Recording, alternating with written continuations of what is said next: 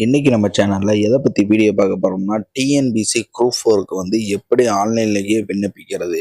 அத பத்தி இந்த வீடியோல பார்க்க போறோம். இந்த வீடியோவ ஃபுல்லா ஸ்கிப் பண்ணாம பாருங்க. அது மட்டும் இல்ல, நம்ம தமிழ் சேவை 123 சேனல ஃபர்ஸ்ட் டைம் பார்க்கணும்னா மறக்காம சப்ஸ்கிரைப் பண்ணி பெல் பட்டனை கிளிக் பண்ணுங்க. முதல்ல கூகுள் ப்ரௌசரை ஓப்பன் பண்ணிக்கோங்க. கூகுள் ப்ரௌசர்ல டிஎன்பிசி அப்படின்னு டைப் பண்ணி சர்ச் பண்ணுங்க. அதில் Tamil Nadu public service commission TNPSC இருக்கும். அந்த ஆப்ஷனை கிளிக் பண்ணால் உங்களுக்கான மெயின் வெப்சைட் வந்து ஓப்பன் ஆகும். ஓகேவா?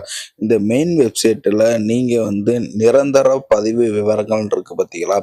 அந்த ஆப்ஷனை நீங்கள் கிளிக் பண்ணுங்கள். அந்த ஆப்ஷனை நீங்கள் கிளிக் பண்ணால் நீங்கள் இப்போ தான் ஃபஸ்ட் டைம் அப்ளை பண்ண போகிறீங்கன்னா நீங்கள் வந்து புதிய பதிவு செய்ய விலையோர் அப்படின்னு இருக்கும். அதாவது ஒன் டைம் ரிஜிஸ்ட்ரேஷன் வந்து நீங்கள் வந்து ரிஜிஸ்டர் பண்ணுறாப்புல இருக்கும். யூசர் ஐடி பாஸ்வேர்டு இது ரிஜிஸ்டர் பண்ணால் தான் நீங்கள் வந்து டிஎன்பிசிக்கு வந்து எல்லா ஜாப்புக்குமே நீங்கள் அப்ளை பண்ணலாம்.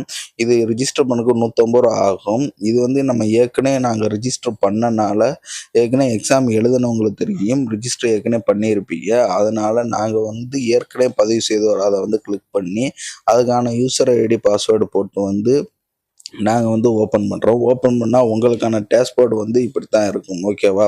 இதுதான் இதனுடைய ஓடிஆர் ரிஜிஸ்ட்ரேஷன். இது நீங்கள் க்ரியேட் பண்ணால் மட்டும்தான் இதில் வரும், இல்லாட்டி வராது. இல்லாட்டி நீங்கள் டேரெக்டாக விண்ணப்பிக்க அந்த ஆப்ஷன் நீங்கள் கிளிக் கொடுத்தீங்கன்னா மெயின் பேஜில் அதில் வந்து குரூப் 4க்கான அப்ளிகேஷன் டாப்லேயே இருக்கும். இதில் நோட்டிஃபிகேஷன் இருக்கும். இதில் லாஸ்ட் டேட்டும் கொடுத்துருப்பாங்க 24/5/2025. இதில் நோட்டிஃபிகேஷன் இருக்கும் தமிழ். அந்த தமிழை நீங்கள் கிளிக் பண்ணால் உங்களுக்கான நோட்டிஃபிகேஷன் எல்லாமே இதிலே வியூ ஆகும். இதில் என்னென்ன ஜாப் போட்டிருக்காங்க, எவ்வளோ சேலரி, எல்லா டீட்டெயிலுமே இதிலே கொடுத்துருப்பாங்க. இதில் உங்களுக்கு விண்ணப்ப தேதி என்னைக்கு, கடைசி தேதி என்னைக்கு, இதனுடைய தேர்வு நடைபெறும் நாள் என்னைக்கு, தேர்வு நடைபெறும் நாள் வந்து 12/7 கொடுத்துருக்காங்க. இதில் வந்து நீங்கள் வந்து அப்ளிகேஷன் வந்து ஏதாவது தவறு பண்ணியிருந்தால் அதுக்கான திருத்தர தேதியும் கொடுத்துருக்காங்க. 29, 30 2 டேட்டு கொடுத்துருக்காங்க. இதில் மொத்தம் 25 விதமான ஜாப்பு கொடுத்துருக்காங்க. அதுக்கான லிஸ்ட்டும் உங்களுக்கு நோட்டிஃபிகேஷன்லையும் கொடுத்துருக்காங்க. இதை பார்த்து நீங்கள் தெரிஞ்சுக்கலாம். ஓகேவா? இதில் உங்களுக்கு விஓக்கான ஜாப்பும் இதுலேயே சேர்ந்து தான் வரும். இப்போ நம்ம இதுக்கு எப்படி அப்ளை பண்ணுறதுன்னு பார்த்தா இந்த வீடியோவில் பார்க்க போகிறோம். இதில் அப்ளை நவுன் இருக்கா, அதை நீங்கள் கொடுத்தீங்கன்னா உங்களோட யூசர் ஐடி பாஸ்வேர்டு இருக்கும். நான் ஃபஸ்ட்டே சொன்ன மாதிரி தான் இதில் வந்து நீங்கள் வந்து ஏற்கனவே வந்து யூசர் ஐடி கிரியேட் பண்ணியிருந்தா மட்டும்தான் அப்ளை பண்ண முடியும். இல்லாட்டி அதுக்கான வீடியோ நம்ம யூடியூப் சேனல் டிஸ்கிரிப்ஷனில் கொடுக்குறேன், கீழே இருக்கும், ஐ பட்டன்லையும் கொடுக்குறேன். இதுக்கு நேராக அந்த ஆப்ஷனை கிளிக் பண்ணி அந்த வீடியோ பார்த்து நீங்கள் வந்து கிரியேட் பண்ணிக்கோங்க. ஓகேவா? உங்கள் டேஷ்போர்ட் ஓப்பன் பண்ணால் இப்படி தான் வரும். நீங்கள் இதுவரை ஏற்கனவே எத்தனை ஜாப்புக்கு அப்ளை பண்ணியிருக்கீங்க காமிக்கும். நான் ஏற்கனவே 2 இதுக்கு அப்ளை பண்ணியிருக்கேன். இதில் வந்து எஸ்சி எஸ்டிக்கு வந்து ஃபுல் டைம் ஃப்ரீ. அந்த ஃபஸ்ட் டைம் ஓடிஆர் ரூ. 150 பே பண்ணுறதோட முடிஞ்சு. அதே வந்து பிசி எம்பிசி அதர் கேட்டகரிகளுக்கு வந்து 3 ட்ரிப்பு வந்து நீங்கள் ஃப்ரீயாக வந்து டிஎன்பிசியில் வந்து அப்ளை பண்ணிக்கிறலாம். அதாவது 3 டைம் வந்து ஃப்ரீயாக அப்ளை பண்ணுறதுக்கு எஸ்ஆர் நோ கேட்கும். ஃபீஸ் கன்ஃபியூஷனுக்கு 3 ட்ரிப்புக்கு மேலே போயிட்டாலே ஆட்டோமேட்டிக்காக வந்து நீங்கள் வந்து அமௌண்ட்டு பே பண்ணணும் ரூ. 100. ஓகேவா? பே பண்ணால் தான் உங்கள் அப்ளிகேஷன் சப்மிட் ஆகும். இப்போ கீழே கிளிக்கான்னு இருக்கும், அந்த ஆப்ஷனை கிளிக் பண்ணால் உங்களுக்கான அப்ளிகேஷன் ஸ்டேட்டஸ் ஃபுல்லாக வரும். இதில் மொத்தம் 11 விதமான ஸ்டேட்டஸ் வந்து கொடுத்துருப்பாங்க. இதில் தொடர்கன்னு கொடுத்துட்டிங்கன்னா உங்களுக்கான ஸ்டேட்டஸ் காமிக்கும். இதில் கீழே டிக் பாஸை டிக் பண்ணிட்டு சேவ் அண்ட் கண்டினியூ ஆப்ஷனை கிளிக் பண்ணுங்கள். கிளிக் பண்ணிட்டீங்கன்னா ஃபஸ்ட்டு உங்களுடைய ஃபோட்டோ வித் சிக்னேச்சர் ரெண்டுமே நீங்கள் அப்லோடு பண்ணணும். இதுக்கு ஃபோட்டோ வந்து உங்களுக்கு பேக்ரவுண்டு வந்து ஒயிட்டில் இருக்கணும். அதில் ஃபோட்டோ கீழே உங்கள் நேமும் ஃபோட்டோ என்னைக்கு எடுத்தீங்களோ அந்த டேட்டும் நீங்கள் மென்ஷன் பண்ணுறாப்புல இருக்கும். இதுக்காண்டி ரொம்ப பேர் நீங்கள் ஸ்டூடியோவில் போய் ஃபோட்டோ எடுப்பீங்க. அதெல்லாம் உங்களுக்கு தேவையில்ல. உங்கள்கிட்ட மொபைலில் இருக்கிற ஃபோட்டோவே நீங்கள் வந்து பேக்ரவுண்டு வந்து சேஞ்ச் பண்ணிக்கோங்க. ஒயிட்டை சேஞ்ச் பண்ணிவிட்டு உங்களோட ஃபோட்டோவில் வந்து நேமும் டேட்டும் வந்து எப்படி மென்ஷன் பண்ணுறோன்னு நான் காட்டுறேன்.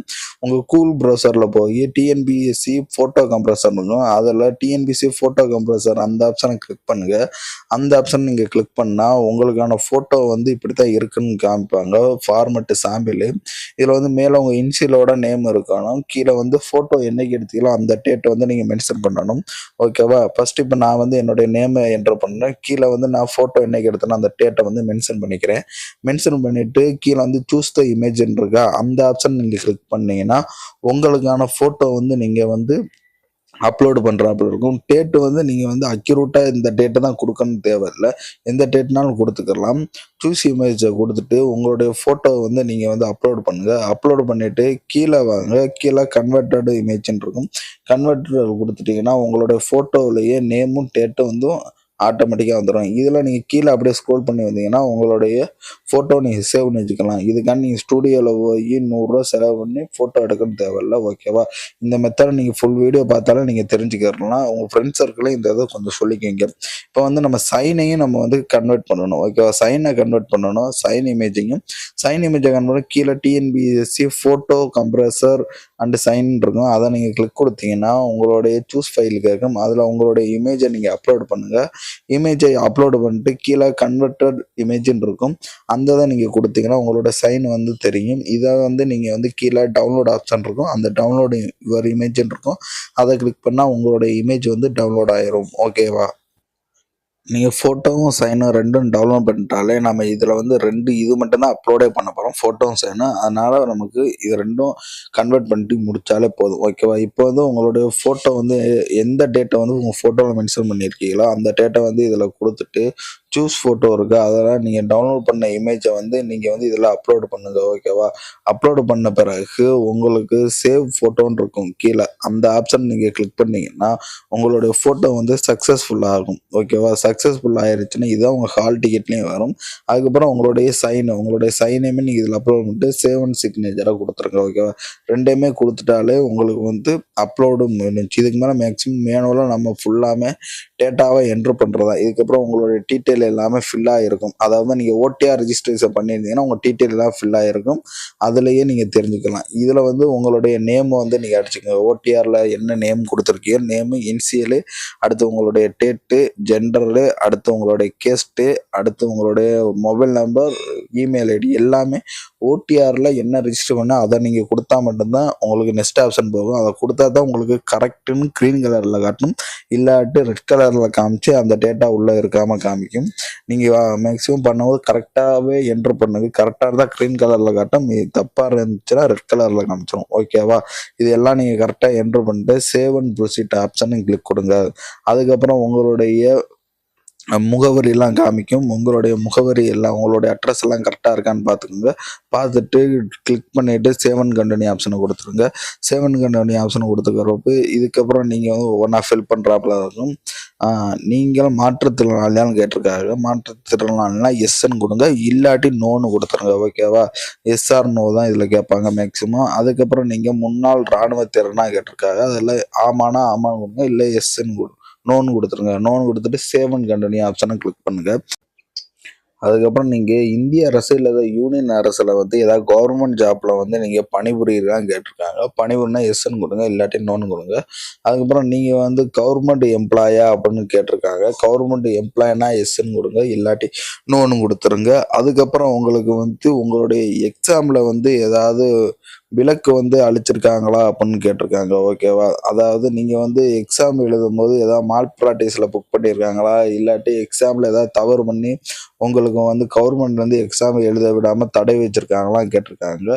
அப்படி இருந்துச்சுன்னா எஸ்ன்னு கொடுங்க, இல்லாட்டி நோன்னு கொடுங்க. அதுக்கப்புறம் உங்களுடைய கிரிமினல் வழக்கு இருக்கான்னு கேட்டிருக்காங்க. உங்கள் பேரில் கேஸ் இருக்கான்னு இருந்தால் எஸ்ன்னு கொடுங்க, இல்லாட்டி நோன்னு கொடுங்க. அதுக்கப்புறம் நீங்கள் ஒன்றுக்கும் மேற்பட்ட மனைவிகளோட வசிக்கிறீர்களா அப்படின்னு கேட்டிருக்காங்க. இருந்தால் எஸ்ன்னு கொடுங்க, இல்லாட்டி நோன்னு கொடுத்துட்டு சேவ் அண்ட் கண்டினியூ கொடுங்க. ஓகேவா? அடுத்து நீங்கள் எந்த பதவிக்கு வந்து விண்ணப்பிக்க போறீங்க அப்படின்னு கேட்டிருப்பாங்க.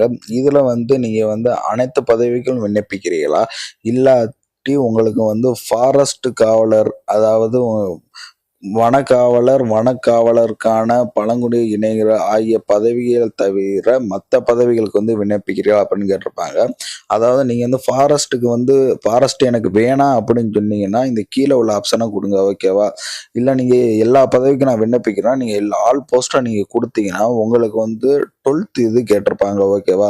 அந்த 12th இதில் வந்து நீங்கள் வந்து ஏதாவது இயற்பியல், வேதியியல், உயிரியல், விலங்கியல் அல்லது தாவரவியல் வந்து ஒரு பாடமாக படிச்சிருக்கீங்களா என்னன்னு கேட்டிருப்பாங்க. நீங்கள் ஆல் போஸ்டிங்கை கொடுக்கும்போது. ஓகேவா? அதுக்கப்புறம் கீழே வந்து ஒன்று கேட்டிருப்பாங்க. இந்த ஃபாரஸ்ட் வாட்சரும் இதில் சேர்ந்துடும் ஆல் போஸ்டிங்கில். அதை நீங்கள் கொடுக்கும்போது அதில் உங்களுக்கு கீழே வந்து டிரைவிங் லைசன்ஸ், அதாவது ஹெவி டிரைவிங் லைசன்ஸ் வித் வந்து உங்களுக்கு ஃபர்ஸ்ட் எய்ட் சர்டிஃபிகேட் வந்து கவர்மெண்ட்டில் கேட்டிருப்பாங்க. அதுக்கான இதுதான் இதுலேயும் கேட்டிருப்பாங்க. இதில் நீங்கள் பார்த்தீங்கன்னா தெரியும், உரிய போக்குவரத்து அலுவலகம் வழங்கப்பட்ட வாகன உரிமம் அப்படின்னு கேட்டிருப்பாங்க. இதில் வந்து ஹெவி வெஹிக்கிள் தான் உங்களுக்கு கேட்டிருப்பாங்க. ஹெவி வெஹிக்கிள் வந்து 3 வருஷம் எக்ஸ்பீரியன்ஸ் ஆகிருக்கணும். அதில் உங்களுக்கு ஃபர்ஸ்ட் எய்டு சர்டிஃபிகேட் வந்து கவர்மெண்ட்ல இருந்து நீங்கள் கம்பல்சரி வச்சுருந்துருக்குன்னு கேட்பாங்க. அதுபோக நீங்கள் உடல் தகுதி மற்றும் பார்வை திறனில் கடைசியாக 3வது ஆப்ஷன் இருக்குது பார்த்தியா, நீங்கள் வனக்காவலர் பழங்குடி இளைஞர் ஆகிய பதவிகளுக்கு உடல் தகுதி மற்றும் பார்வை திறன். இது வந்து மேக்சிமம் ஃபாரஸ்ட் வாட்சரில் வந்து ஜென்ஸுக்கு தான் கொடுத்துருக்காங்க, லேடிஸ்க்கு இல்லை. அதனால் மேக்ஸிமம் நீங்கள் வந்து அந்த ஆல் போஸ்ட்டை கிளிக் பண்ண வேணாம்.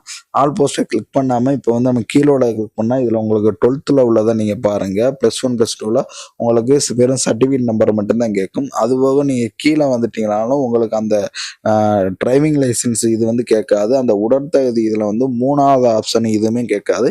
இதை நீங்கள் நல்லா தெரிஞ்சுக்கோங்க. அப்ளை பண்ணும்போது இதில் ரொம்ப பேர் ஃபுல்லாக பேருமே டவுட்டாக அறிய மேக்ஸிமம் ஆல் போஸ்டிங் அப்ளை பண்ணால் ஃபாரஸ்ட்டுக்கும் சேர்த்து தான் வரும்.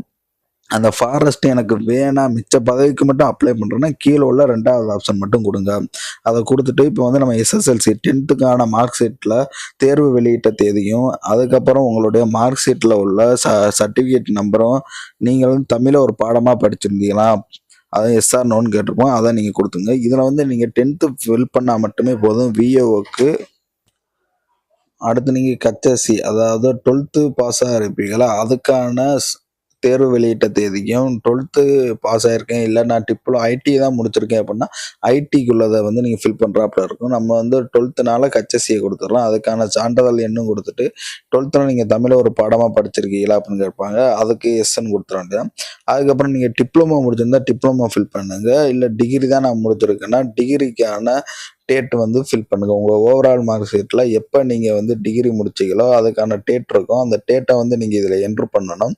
டேட்டை நீங்கள் என்ட்ரு பண்ண பிறகு கீழே வந்து உங்களுக்கு வந்து யூஜிக்கு தான் நீங்கள் முடிச்சிருப்பீங்கன்னா எனி யூஜின்னு கொடுக்கலாம். ஐபிஜின்னு கொடுத்தா அது வந்து மொத்தம் 5 வருஷம் கோர்ஸ் மணிக்கு இருக்கும்.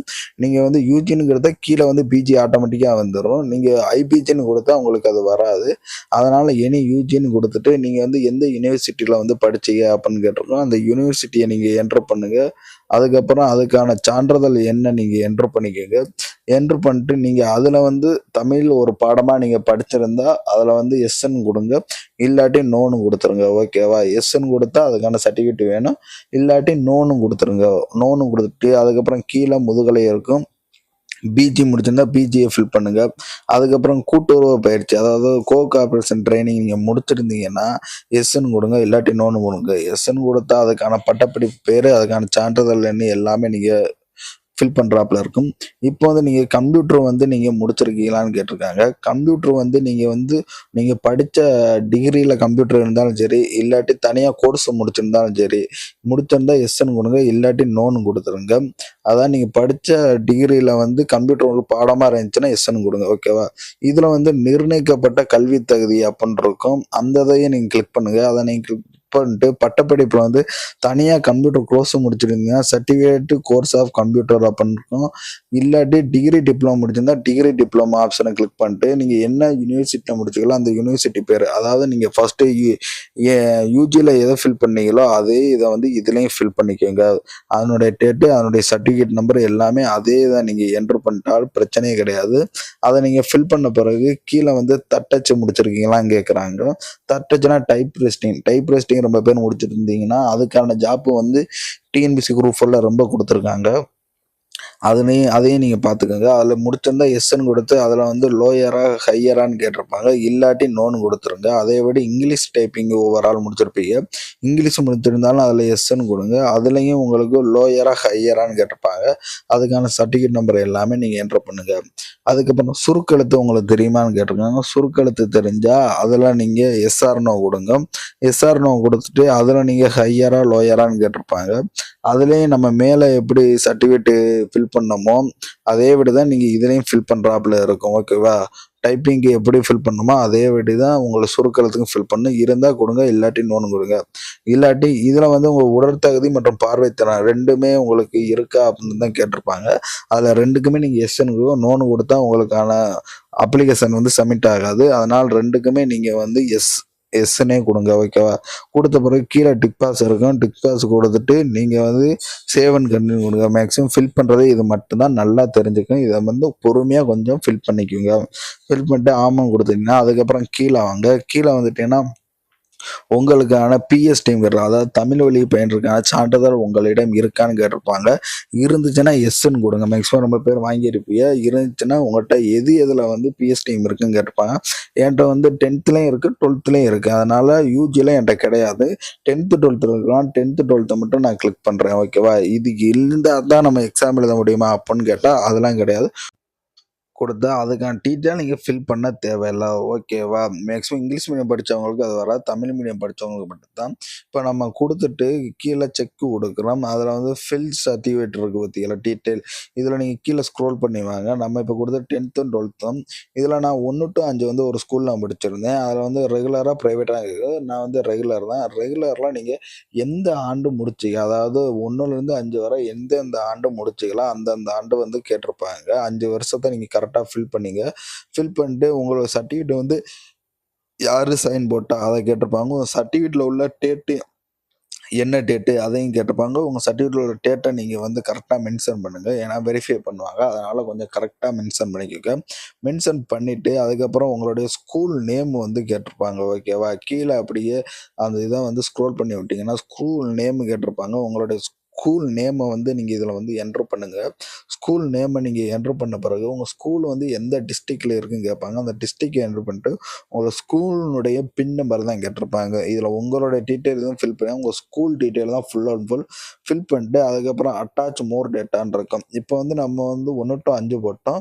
இப்போ வந்து 6 to 10 போடணும். ஓகேவா? 6லேருந்து 10 வரை நீங்கள் எந்தெந்த இதில் எந்த ஆண்டு படிச்சிங்களோ அந்த டீட்டெயில் கேட்கும். அந்த டீட்டெயிலை நீங்கள் ஃபில் பண்ணுங்கள். இப்போ வந்து நம்ம 2012 5 முடிச்சிருந்தோம். அப்போ 2012 2017 வரை நம்ம வந்து 10th முடிச்சிருக்கோம். ஓகேவா? ஒவ்வொரு ஆள் 3-4 ஸ்கூல் முடிச்சிருப்பீங்க. அதுக்கு ஏற்றாப்புல நீங்கள் ஃபில் பண்ணிக்கோங்க. உங்கள் சர்டிஃபிகேட்லேயே இருக்கும். அதை நீங்கள் பார்த்து நீங்கள் ஃபில் பண்ணிக்கோங்க. ஓகேவா? ஃபில் பண்ணிவிட்டு அதுக்கப்புறம் நீங்கள் வந்து அந்த சர்டிஃபிகேட் என்னைக்கு வழங்குனாங்களோ அந்த டேட்டை போட்டு அந்த ஸ்கூல் நேமை வந்து நீங்கள் வந்து என்ட்ரு பண்ணுங்கள். ஓகேவா? 2வதா படித்த ஸ்கூல் வேறு ஸ்கூலில் படிச்சிருந்தீங்கன்னா அந்த ஸ்கூல் நேமை நீங்கள் இதில் என்ட்ரு பண்ணுங்கள். என்ட்ரு பண்ணிட்டு அதுக்கான அந்த ஸ்கூல் எந்த டிஸ்ட்ரிக்டில் இருக்கோ அந்த டிஸ்ட்ரிக்டை என்ட்ரு பண்ணிட்டு அதனுடைய பின் நம்பர் வந்து நீங்கள் என்ட்ரு பண்ணுங்கள். ஓகேவா? அடுத்து கீழே வந்தால் +1 +2க்கு வந்து கேட்டிருப்பாங்க. +1 +2 வந்து எந்த மோடில் படிச்சீங்க அப்புறம் ஓவராக ப்ரைவேட்டில் படித்தா ப்ரைவேட்டு கொடுங்க.